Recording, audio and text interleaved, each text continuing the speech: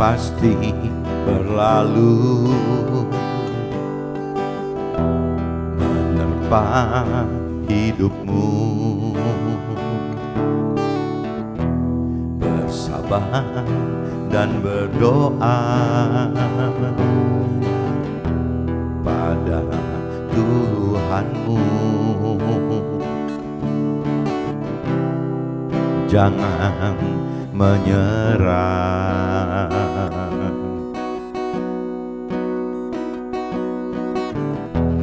Apa yang kau lakukan pasti ada karmanya.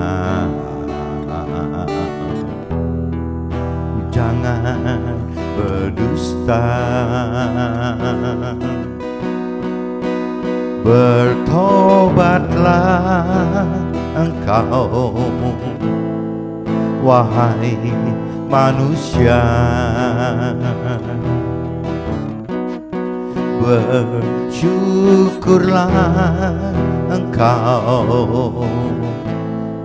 atas nikmatnya. Oh, oh, oh. Yeah, yeah, yeah.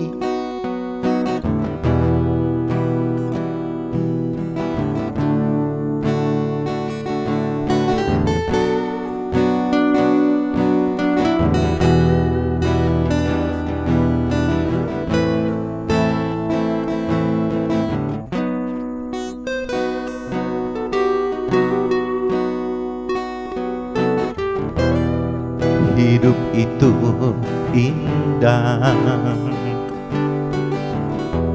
berliku penuh duri, menjadi lebih baik itu tak mudah. Berjuanglah,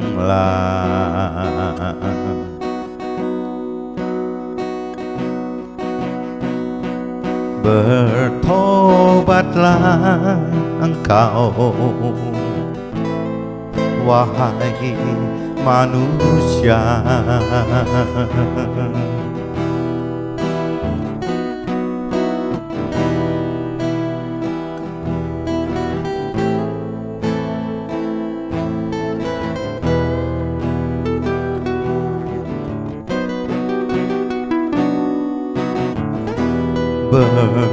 Bersyukurlah engkau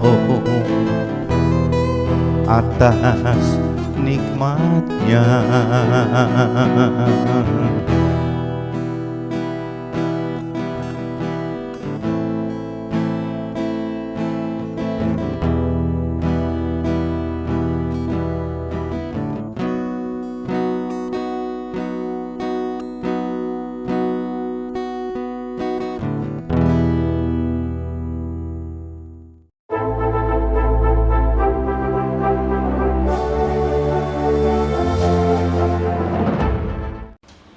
Jumpa kembali di MDT Journey Inspiration of Life. Pagi ini saya coba mau sharingkan teman-teman dengan tema jika kita kasihi Tuhan hanya ada satu jalan, yakni turuti segala perintahnya.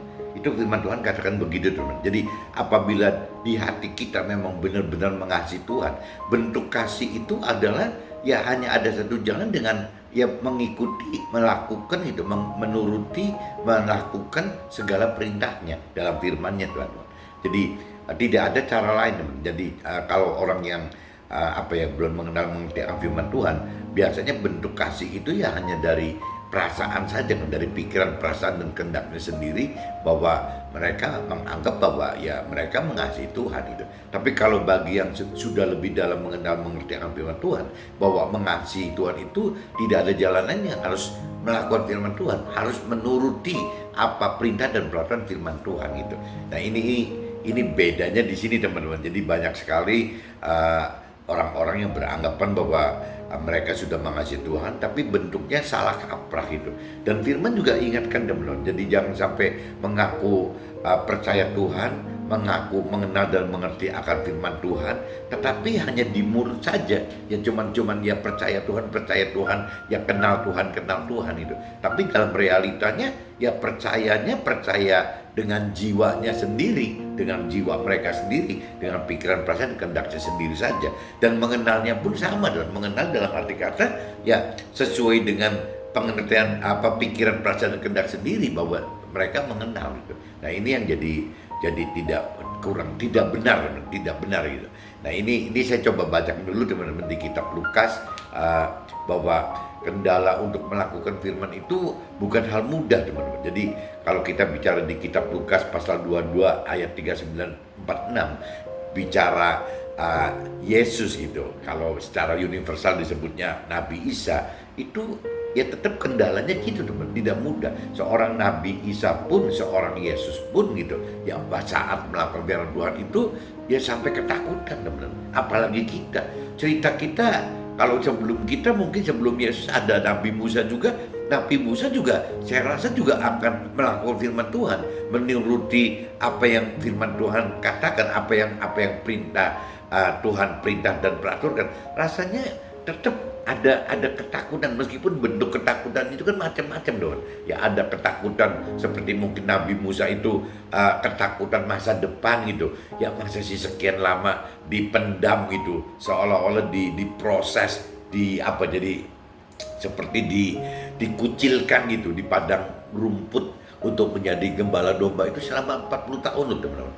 Apakah nggak ada rasa was-was? Sedangkan seorang Nabi Musa sebelum di padang rumput, sebelum menjadi penggembala domba, dia kan pangeran gitu, pangeran di Mesir gitu, di Firaun gitu kan, di anaknya salah satu putri Firaun gitu.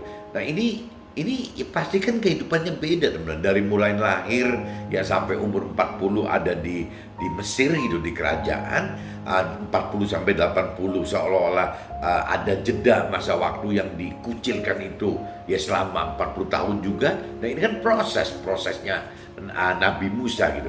Nah setelah umur 80 baru Tuhan pakai menjadi alat Tuhan gitu untuk yaitu menuntun sesamanya sebanyak 22 juta orang teman-teman, yang menyeberangi padang gurun teman-teman. Yang tadinya padang rumput jadi padang gurun, yang tadinya padang rumput dengan menjadi penggembala domba, sekarang menyeberangi padang gurun menjadi penggembalanya manusia gitu. Ya bagaimana menuntun manusia sebanyak 2 juta orang ini untuk mendapatkan keselamatan ya yang seperti Tuhan rancang dan kehendaki.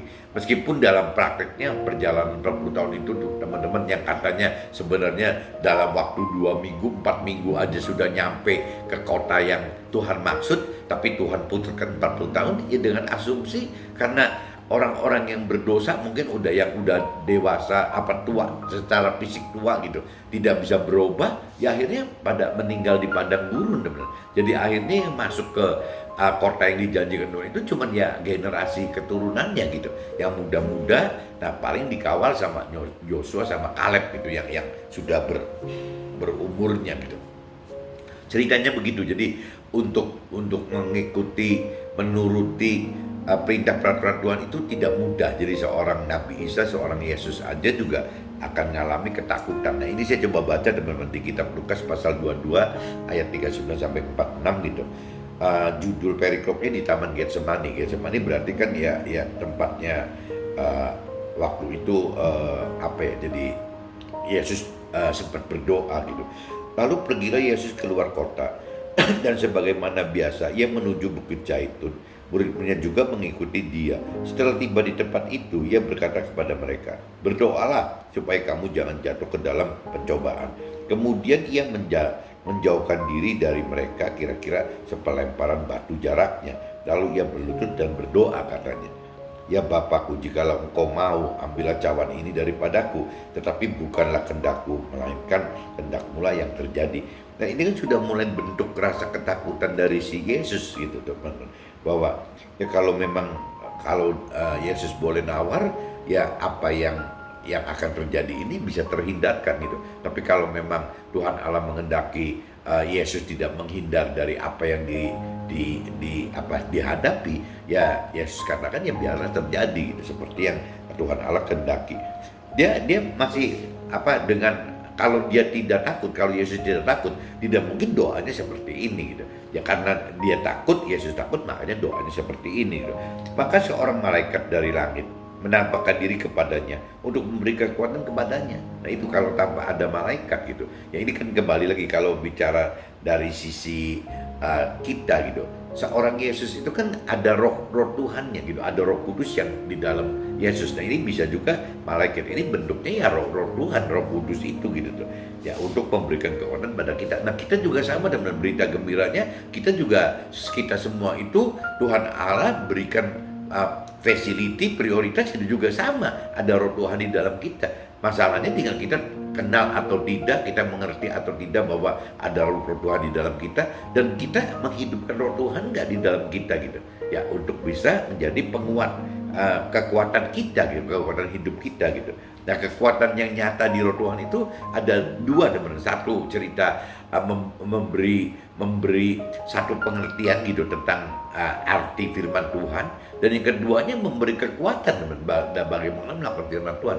Jadi kalau tanpa ada Roh Tuhan, tanpa ada Roh Kudus, atau mungkin kalau orang Muslim katakan itu nur gitu, ya tanpa ada kekuatan itu, rasanya kita terlalu berat teman-teman untuk bisa mengerti arti firman Tuhan dari sisi pengertiannya Tuhan, atau ya waktu kita melakukan firman Tuhan tanpa kekuatan untuk mampu melakukan firman Tuhan gitu. Ia sangat ketakutan dan makin bersungguh-sungguh berdoa. Peluhnya menjadi seperti titik-titik darah yang bertetesan di tanah. Nah ini kan bukti teman-teman, bukti bahwa Yesus juga takut gitu. Yesus itu punya rasa takut. Takut apa? Takut waktu melakukan firman Tuhan gitu. Ya perintah peraturan Tuhan itu tidak mudah. Ini kaitannya pasti dengan penderitaan, bahkan apabila yang dialami Yesus sampai matinya gitu, sampai wafat di kayu salibnya gitu. Kalau Nabi Musa kan melakukan firman Tuhan nggak sampai seperti itu teman. Secara fisikly kan nggak mati karena melakukan firman Tuhan gitu. Tapi kalau Yesus itu ya udah paling maksimal, dia melakukan firman Tuhan sampai wafatnya, sampai meninggalnya gitu. Nah apakah kita masuk kategori seperti Nabi Musa, apakah kita termasuk seperti Yesus gitu, Nabi Isa? Ya itu tergantung kitanya lagi. Ya kalau kita ada pengertian akan firman Tuhan lebih dalam, ya kita akan melakukan perintah peraturan Tuhan seperti tidak beda dengan Nabi Musa atau Nabi Isa atau si Yesus tersebut gitu loh. Ya kita berani melakukan itu, ya meskipun konsekuensinya ya ngadepin penderitaan. Nah bentuk penderitaannya ya macam-macam. Yang namanya Nabi Musa dengan Nabi Isa atau Yesus ini kan beda gitu. Kalau Nabi Musa hadapinnya bukan physically meninggal gitu, tapi kalau Yesus kan physically sampai meninggal. Tapi kalau bicara penderitaan yang harus dipikulnya baik dari sisi tubuh jiwa, roh, rasanya dua-duanya mengalami hal yang sama teman-teman. Lalu ia bangkit dan dari doanya dan kembali kepada murid-muridnya, tetapi ia mendapat mereka sedang tidur karena duka cita gitu. Katanya kepada mereka, mengapa kamu tidur? Bangunlah, berdoalah supaya kamu jangan jatuh ke dalam pencobaan. Nah ini kalau bicara yang dimaksud pencobaan di sini ya tadi, ya bagaimana caranya Yesus ini menghadapi pencobaan dalam bentuk dia mau menghindar nggak gitu dari yang sudah Tuhan Allah perintah peraturan untuk dia gitu. Nah ternyata kan Yesus kan tidak menghindar gitu. Jadi dikatakan di situ, ambillah jikalau engkau mau, ambillah cawan ini daripadaku, tetapi bukanlah kehendakku melainkan kehendakmu yang terjadi. Nah ini dengan Yesus katakan seperti ini, berarti pencobaannya tidak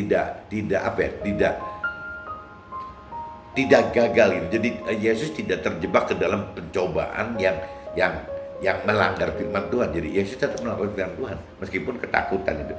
Nah ini cerita perumpamaan di kitab ini gitu ya, sama dengan kita juga ngalamin ini. Saya pikir juga Nabi Musa ngalamin itu juga, mungkin juga Nabi Ayub juga pasti ngalamin itu gitu.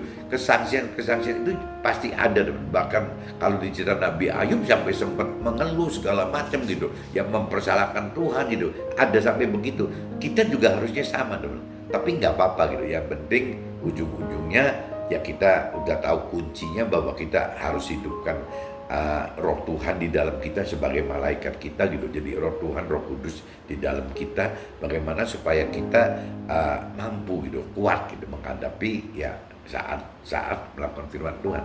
Ini saya coba udah baca di kitab Lukas, teman-teman, cerita Yesus Nabi Isa ini ya dari kitab Lukas pasal 22 ayat 39 sampai 46. Nah, sekarang saya coba cross check teman-teman dengan kitab Yohanes, teman-teman. Coba teman-teman baca kitab Yohanes pasal 14, teman-teman. Pasal 14 ayatnya 15 sampai 31, teman-teman. Ayatnya 15 sampai 31. Nah, di sini dikatakan perikopnya Yesus menjanjikan penghibur gitu. Nah, kalau saya biasa sharing seperti begini karena saya niatnya untuk universal gitu, teman-teman. Saya bukan cuma di Nasrani aja, tapi banyak teman saya di di Muslim, bahkan mungkin timnya saya majority malah Muslim gitu. Jadi ya saya sudah terbiasa sharing itu ya dalam arti kata universal aja gitu. Saya mendengarkan dari teman-teman saya yang Muslim, dari tim saya yang Muslim gitu, teman-teman yang Muslim juga, dan tim saya juga kadang-kadang mendengarkan sharing saya dari sisi Nasrani. Cuman ya kedua pihak ya bicara di universal kan, teman-teman, jadi nyambung gitu. Karena kalau kita udah bicaranya sudah untuk kepentingan rohani, kepentingan Tuhan Allah, rasanya ujungnya sama sih, teman-teman. Cuman yang saya belum coba itu sharing dengan orang Yahudi aja gitu. Kalau cerita ada tiga yang mengarah ke langsung agama yang mengarah ke Tuhan Allah kan, ada Yahudi yang paling tua, ada Nasrani, dan ada Muslim gitu. Nah, ini tiga ini kan berujung ke Tuhan Allah, teman-teman. Jadi kalau saya coba sharing kan gitu secara universal, Nasrani, saya sebagai Nasrani juga teman-teman atau tim sebagai Muslim gitu, ini ketemu, teman-teman, asal kita bicara memang parameter ujungnya Tuhan Allah gitu. Nah, cuman kalau dengan teman-teman Yahudi, saya nggak punya teman Yahudi, jadi saya nggak pernah sharing gitu. Ya harusnya sih sama gitu. Cuman kalau sepintas dilihat gitu, ya kalau Yahudi ya mungkin panutannya Nabi Musa gitu kan. Kalau Nasrani lebih panutannya ke Nabi Isa atau Yesus ini gitu. Nah, kalau cerita Muslim kan panutannya kan Nabi Muhammad. Jadi kurang lebih hampir sama, ujungnya semua Tuhan Allah, teman. Nah, ini yang saya lakukan sampai ini hari ya oke aja sih gitu, selama kitanya bicara universal gitu. Nah, ini saya coba, kalau judul ini saya ganti menjadi Yesus ini menjadi firman Tuhan seperti biasa gitu. Ya artinya firman Tuhan menjanjikan penghibur. Tuh firman Tuhan katakan menjanjikan penghibur gitu. Nah, coba kita telusurin maksudnya apa gitu. Jikalau kamu mengasihi aku, kamu akan menuruti segala perintahku. Nah, ini belum apa-apa, firman sudah katakan begitu. Jikalau kita mengasihi Tuhan, ya kita akan menuruti segala perintah Tuhan gitu. Ini di judulnya sudah belum apa-apa, ayat 15 sudah katakan begitu, teman. Jikalau kita mengasihi Tuhan, kita akan menuruti segala perintah Tuhan gitu. Tuhan akan minta Tuhan Allah gitu, dan Ia akan memberikan kepadamu seorang penolong yang lain supaya Ia menyertai kamu selama-lamanya. Nah, ini cerita jadi Yesus gitu. Yesus minta ke Tuhan Allah, ya Bapak akan diberikan seorang penolong yang lain supaya menyertai kita selama-lamanya gitu. Nah, ini Yesus minta ke Tuhan Allah seperti itu, ya itu namanya yaitu roh kebenaran. Roh kebenaran adalah roh Tuhan atau roh kudus atau nur itu gitu. Dunia tidak dapat menerima dia, roh ini gitu, sebab dunia tidak melihat dia dan tidak mengenal dia, tetapi kamu mengenal dia sebab dia menyertai kamu dan akan diam di dalam kamu. Nah, ini Yesus ini wafat, naik ke surga, minta Tuhan Allah untuk dapat memberikan roh kebenaran buat kita semua, bukan cuma Nasrani, semua orang gitu. Roh Tuhan untuk kita, atau mungkin di Muslimnya kalau di Nasrani berarti bisa disebutkan Roh Kudus gitu, di Muslimnya disebutnya Nur gitu. Itu dunia itu tidak mengenal roh Tuhan ini, teman-teman. Jadi dunia itu tidak mengenal roh kebenaran, roh Tuhan, roh kudus, nur ini tidak mengenal gitu. Jadi karena apa? Karena tidak melihat gitu. Karena orang dunia tidak melihat roh kudus, tidak mengenal roh kudus gitu. Tetapi kita gitu, firman Tuhan katakan kita harusnya mengenal gitu. Sebab Ia menyertai kita dan akan diam di dalam kita. Di mana gitu? Ya roh Tuhan akan tinggal di dalam roh kita, teman-teman. Di dalam roh kita, di setiap kita ini kan kembali lagi apabila kita sudah dewasa rohani, sudah lebih mengerti firman Tuhan, kita tahu bahwa di dalam kita itu ada tubuh, jiwa, dan roh. Nah, berarti roh Tuhan ini kalau kita kaitkan dengan firman yang di pasal 17 ini, Di ayat 17 ini, ya, sebab roh Tuhan menyertai kita dan akan diam di dalam roh kita, gitu teman. Seperti itu teman-teman. Aku tidak akan meninggalkan kamu sebagai yatim piatu. Aku datang kembali kepadamu tinggal sesaat lagi, dan dunia tidak akan melihat aku lagi, tetapi kamu melihat aku, sebab aku hidup dan kamu pun akan hidup, gitu.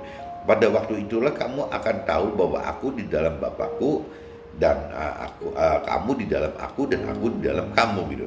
Barang siapa memegang perintahku dan melakukannya, dialah yang mengasihi aku, dan barang siapa mengasihi aku, ia akan dikasihi oleh Bapakku, dan aku pun akan mengasihi dia dan akan menyatakan diriku kepadanya. Nah, ini karena dalam Nasrani itu Yesus adalah perantara, gitu. Nabi Isa itu perantara kita, umatnya dengan Tuhan. Ya, tadi dia katakan itu, siapa yang menuruti perintah peraturannya si Nabi Isa ini, si Yesus ini, ya sama aja, gitu, sama aja mengikuti perintah peraturan Tuhan Allah, gitu. Seolah gitu teman-teman. Yudas yang bukan Iskariot berkata kepadanya, Tuhan, apakah sebabnya maka engkau hendak menyatakan dirimu kepada kami dan bukan kepada dunia? Maka Yesus berkata, jika seorang mengasihi aku, ia akan menuruti firman-Ku, dan Tuhan Allahku, firman Tuhan Allahku, gitu, akan mengasihi dia, dan Tuhan Allah akan mengasihi dia, dan kami akan datang kepadanya dan diam bersama-sama dengan dia, gitu. Barang siapa tidak mengasihi aku, ia tidak menuruti firman-Ku, dan firman yang kamu dengar itu bukanlah daripadaku, melainkan daripada Bapa yang mengurus aku. Ini kalau teman-teman simak di ayat 24 teman-teman, ya, apakah memang teman-teman menuruti firman-Nya, gitu. Nah, yang konyol itu kan mengikuti firman-Nya berarti kan melakukan firman-Nya, teman-teman. Kalau bicara menuruti dan melakukan firman-Nya berarti harus mengenal dan mengerti akan firman-Nya. Nah, kalau kita udah bicara harus mengenal dan mengerti akan firman-Nya, berarti kita harus membaca minimal firman Tuhan, gitu. Ya, dan merenungnya siang dan malam, firman Tuhan katakan begitu. Tanpa mengenal dan mengerti akan firman Tuhan, bagaimana kita bisa menuruti apa yang Tuhan kehendaki, gitu. Ya, bagaimana kita bisa melakukan firman Tuhan, gitu. Ya, di firman katakan apabila kita sudah mengenal firman Tuhan, kita harus mampu mengerti firman Tuhan. Dan kalau untuk mampu mengerti firman Tuhan, harus menghidupkan roh Tuhan di dalam kita, gitu. Tanpa menghidupkan roh Tuhan, kita tidak akan mengerti, gitu. Nah, setelah kita mampu mengerti firman Tuhan dari persepsinya, pikiran, perasaan, kehendak Tuhan, berarti kita harus melakukannya, melakukan firman Tuhan. Nah, waktu melakukan firman Tuhan, kalau tidak ada roh Tuhan, tidak ada kekuatan, teman-teman, ya, untuk mampu melakukan firman Tuhan. Jadi semua kaitannya bagaimana kita butuh kedalaman firman Tuhan, gitu, ya, untuk mengenal dan mengerti firman Tuhan, dan juga kita butuh kekuatan yang dari Tuhan, gitu, yaitu kekuatan roh Tuhan yang Tuhan beri kepada setiap kita itu, gitu, yang berupa roh Tuhan itu, teman-teman. Nah, ini yang teman mesti simak itu, ya, gitu. Jadi untuk bicara ke Tuhan, ya, kita butuh satu firman Tuhan, kedua butuh roh Tuhan, gitu, untuk bisa masuk ke sana.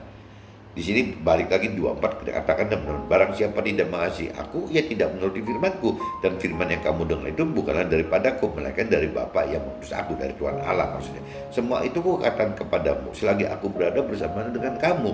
Tetapi penghibur, yaitu Roh Kudus, nah ini sebetulnya roh kebenaran, roh Tuhan, roh Kudus, itu yang akan diutus oleh Tuhan Allah dalam nama dialah yang akan mengajarkan segala sesuatu kepadamu dan akan mengingatkan kamu akan semua yang telah kukatakan kepadamu. Jadi yang mengajar juga bisa roh Tuhan ini, teman-teman. Damai sejahtera kutinggalkan bagimu, damai sejahtera kuberikan kepadamu, dan apa yang kuberikan tidak seperti yang diberikan oleh dunia padamu. Janganlah gelisah dan gentar hatimu. Nah, ini saya sudah bacakan sampai ayat 27, teman-teman. Nah, kalau saya lanjut sampai 31-nya, ya, kamu telah mendengar bahwa aku telah berkata kepadamu, aku pergi tetapi aku datang kembali kepadamu. Sekiranya kamu mengasihi aku, kamu tentu akan bersukacita karena aku pergi kepada Tuhan Allah, sebab Tuhan Allah lebih besar daripada Nabi Isanya, Nabi Yesusnya, gitu. Nah, dan sekarang juga Yesus mengatakan kepada kita sebelum hal itu terjadi, supaya kita percaya apabila hal itu terjadi, gitu. Tidak banyak lagi aku berkata-kata dengan kamu, sebab penguasa dunia ini datang dan tidak dan ia tidak berkuasa sedikit pun atas diriku gitu. Tetapi supaya dunia tahu bahwa aku mengasihi Bapa dan bahwa aku melakukan segala sesuatu seperti yang diperintahkan Bapa kepadaku. Bangunlah, marilah kita pergi dari sini. Ini yang kembali lagi, kalau secara Nasrani Bapa itu adalah sebutan kita untuk Tuhan Allah, teman-teman. Karena ya ada, biar ada lebih rasa keintiman hubungan antara anak dan Bapa. Dan saya pikir bukan cuma Nasrani aja, kalau memang teman-teman mau nganggap Bapa juga nggak ada problem bukan Bapa, dalam arti kata hubungannya ya seolah-olah kedekatan kita dengan Tuhan Allah itu seperti itu gitu. Tapi kalau statusnya ya tetap dia Tuhan Allah, bukan Bapa gitu, Tuhan Allah kita. Nah, ini saya sudah baca teman-teman di kitab Lukas pasal 22 ayat 3946 dan kitab Yohanes pasal 14 ayat 1531. Nah, ini saya coba masuk ke dalam sharing saya, teman-teman. Masuk ke dalam sharing saya. Berdiam diri dalam hadirat Tuhan adalah kunci untuk melakukan kehendak Tuhan melalui kita, di mana kita harus mematikan kehendak kita agar Tuhan dapat dimuliakan. Ya, cerita perjalanan hidup Nabi Musa gitu di padang rumput selama 40 tahun sebagai gembala domba, ialah proses mematikan kehendak Musa, ya dagingnya Musa gitu, agar mampu jadi alat Tuhan secara selama 40 tahun sebagai gembala manusia di padang gurun gitu, sesuai kehendak Tuhan.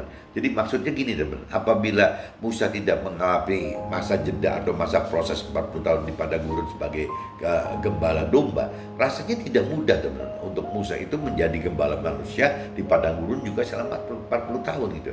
Jadi apa yang terjadi di 40 tahun di padang rumput sebagai penggembala domba itu adalah satu kekuatan, satu cara, satu proses Tuhan gitu, bagaimana membentuk Musa untuk bisa kuat, untuk mampu waktu menuntun orang-orang sebanyak 2 juta orang itu melewati padang gurun untuk mengalami proses gitu, proses rohani gitu.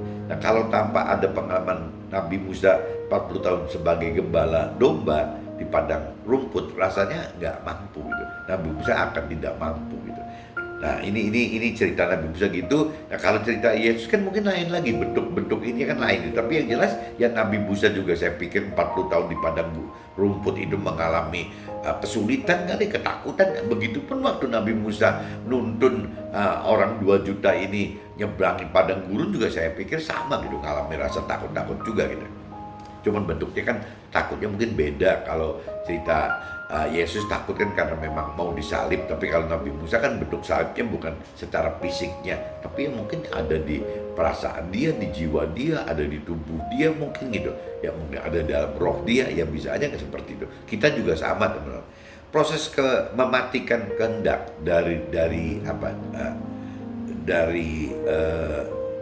dan juga dalam Yesus, dalam diri gitu, kehendak diri juga dalam Yesus. Proses mematikan kehendak sendiri gitu pada juga dalam Yesus saat proses penyaliban akan terjadi. Yesus sebagai manusia juga merasakan rasa takut gitu dan makin bersungguh-sungguh berdoa, dan Yesus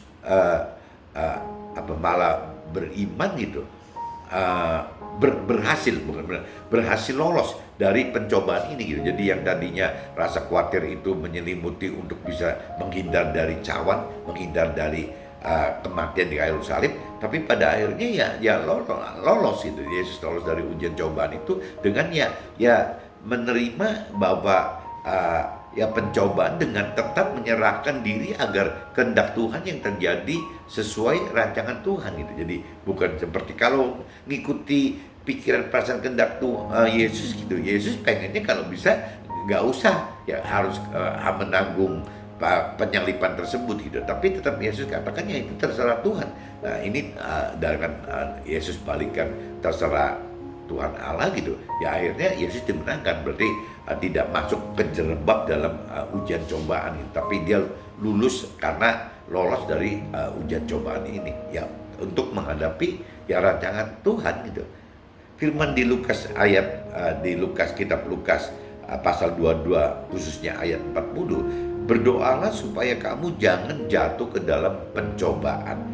dengan cara kita melakukan kehendak Tuhan sesuai yang dikatakan langsung atau dikatakan melalui apa yang ada di firman-Nya gitu. Dan ini jadi berdoa supaya kita jangan jatuh ke dalam pencobaan dengan cara ya kita melakukan kehendak Tuhan. Jadi itu kalau sampai kita tidak berdoa teman, yang dikhawatirkan kita jadi akhirnya tidak mampu gitu ya menuruti atau melakukan apa perintah dan peraturan firman Tuhan itu. Nah dengan kita berdoa ya kita akhirnya dimampukan oleh Tuhan. Siapa yang mampunya kembali? Roh Tuhan tadi gitu. Roh Tuhan yang memberi kekuatan kita untuk mampu menuruti melakukan firman Tuhan gitu. Kalau enggak kita tidak ya kita tidak berhasil gitu. Ya kita akan jatuh dalam pencobaan. Tapi kalau kita berhasil menuruti apa yang Tuhan perintah peraturan, berarti kan kita kan ya lepas gitu, lepas dari pencobaan gitu. Kita berhasil lulus dari pencobaan, lolos dari pencobaan sehingga lulus gitu. Lulus seperti apa Tuhan Tuhan perintah dan peraturkan gitu. Tuhan katakan dalam Yohanes pasal 14 ayat 15 ya, jikalau kamu mengasihi aku ya kamu akan menuruti segala perintahku. Nah ini kadang-kadang orang tidak mengerti bahwa Tuhan itu di beberapa firman-Nya memang pertegas ini teman-teman, bahwa apabila jikalau kita mengasihi Tuhan gitu ya kita akan menuruti segala perintah Tuhan gitu. Nah tetapi dalam dunia nyata gitu banyak orang yang hanya percaya dan hanya mengasihi Tuhan dengan pikiran dan perasaan serta kehendak jiwa sendiri saja teman-teman, sehingga hanya bertuhan di mulut saja dan bertuhan hanya di status agama saja teman. Bahkan yang bahaya begitu gitu. Jadi banyak orang yang cuma sudah merasa beragama, di mana agama itu yang mengaku gitu percaya Tuhan dan menganut perintah peraturan Tuhan itu. Ya akhirnya berhenti di situ teman. Di mulut ya gampang sekali mengatakan dari pikiran perasaan kehendaknya sendiri itu saya percaya Tuhan, saya mengenal Tuhan, mudah sekali gitu bertuhan-tuhan ria di mulut gitu. Tapi bisa juga karena agama teman, karena misalnya agama jadi akhirnya sudah merasa ya saya sudah gitu, ya saya sudah percaya Tuhan dan saya sudah mengenal Tuhan. Nah ini yang bikin kacau kan ini. Jadi sebenarnya kan apa ya, kalau bicara jiwa kita ya boleh-boleh aja lah misalnya ya merasa percaya Tuhan dan mengenal Tuhan ya bagus daripada tidak gitu. Begitupun soal agama teman-teman. Agama itu yang membuat kita jadi secara formalitas bertuhan dan mengenal Tuhan ya nggak apa-apa juga teman-teman. Tapi kalau kita perdalam lagi gitu ya bahwa agama adalah formalitas status rohani. Sebenarnya tuh agama itu hanya formalitas status rohani yang diminta oleh pemerintah loh ya, baik status rohani secara hukum gitu ya, untuk kepentingan hukum, untuk kepentingan sosial, untuk kepentingan politik gitu ya. Agama itu seperti itu. Butuh nggak status rohani, formality status rohani? Ya butuh, karena kita hidup di pemerintahan, di dunia gitu. Kita butuh ini gitu. Tapi seharusnya ya kita juga mesti mikir bahwa tidak cuma berhenti di agama, dipertajam lagi di dalam agama itu kita pertajam ya realita rohaninya teman-teman. Bagaimana realita rohaninya, bukan formalitas status rohaninya gitu, tapi bagaimana dengan realita rohaninya ya. Kita harus lakukan perintah dan peraturan yang ada dalam firman itu gitu, harusnya gitu. Jadi tidak berhenti cuman kalau kita bicara kita beragama dalam arti kata sampai secara kalau kita di pemerintah di formality gitu, sampai orang disumpah itu dengan kitab sucinya masing-masing kan, misalnya yang yang Nasrani disumpah dengan Alkitab, yang Muslim disumpah dengan Al-Quran, yang agama lain juga disumpah dengan kitab suci masing-masing. Nah di sini dinyatakan dengan bahwa ya kita tahu bahwa ada kitab suci gitu. Ya, tapi pertanyaannya apakah kita sudah menuruti, sudah melakukan apa yang diperintah peraturan oleh kitab suci belum? Nah ini yang kadang-kadang ya boro-boro melakukan nuruti perintah Tuhan, ya mengenal mengerti pun juga jarang teman-teman. Jarang. Ya kalaupun mengenal, oke, mengenal membaca itu kan ya cuma sekedar begitu, tapi kan belum tentu mengerti gitu. Jadi memang urutannya banyak teman-teman. Mau mengenal berarti membaca firman Tuhan gitu kan di kitab sucinya, terus mulai mengerti berarti merenungi siang dan malam untuk pengertian ini, minta roh Tuhan terlibat dalam ini, melakukannya, berani melakukan itu harus libatkan juga roh Tuhan di dalam ini. Jadi memang langkahnya mesti banyak teman, nggak bisa berhenti cuma di formalitas status rohani saja gitu. Ya banyak orang yang berhenti di situ, tidak masuk ke dalam realita rohaninya gitu.